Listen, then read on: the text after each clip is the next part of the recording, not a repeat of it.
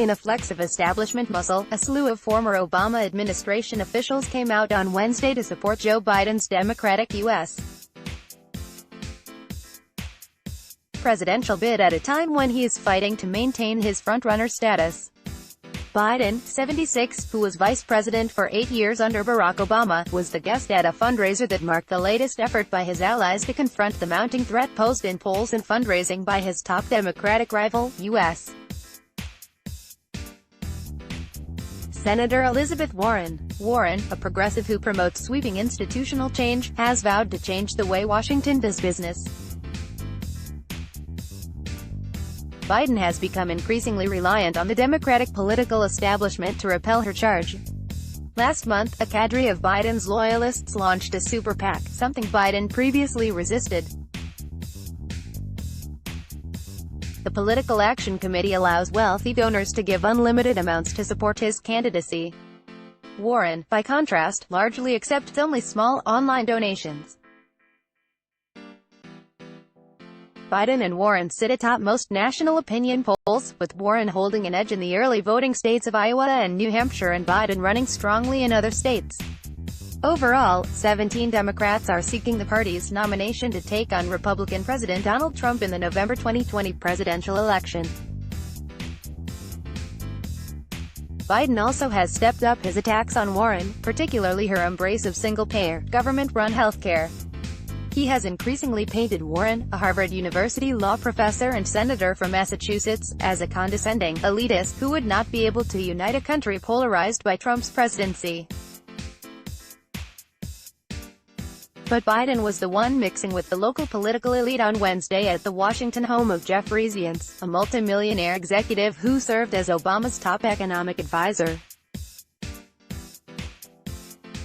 Among those in attendance were former Obama Chiefs of Staff Bill Daley and Pete Rouse, former Deputy Secretary of State Antony Blinken, former U.S.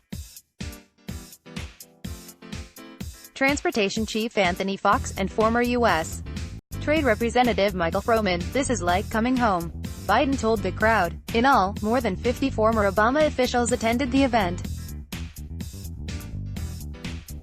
Fundraising BLITZ. It has been a frenetic week of fundraising for Biden, as his campaign has lost some altitude over the past several months. One reason often cited was tepid support from Obama alumni. Along with bringing in badly needed cash, Wednesday's fundraiser was an attempt to refute that argument. Of course, the man whose endorsement matters most, Obama, was not present, and as yet, he has not endorsed Biden or any other candidate in the Democratic race. Earlier on Wednesday, Biden spoke at a fundraiser held at the powerhouse law firm of Sidley Austin and was introduced by Tony Gardner, who served as the ambassador to the European Union under Obama.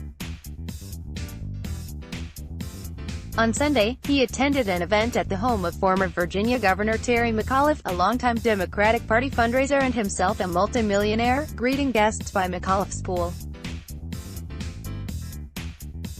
He followed that up with a quick stop in Pittsburgh for a fundraiser held by two real estate developers. The hyper-aggressive schedule has been necessary because of the fiscal might of Warren, who has raised more than $60 million this year as of the end of September. Biden, by contrast, had raised just $36.7 million, and has particularly lagged in online donations. Biden's campaign said online contributions had increased, however, since he became the target of Trump's attacks over the past work of Biden's son in Ukraine. Trump's request that the Ukrainian government investigate Biden and his son is the basis of the impeachment probe being conducted by the Democratic-led U.S. House of Representatives. October was the campaign's best month for online fundraising to date, with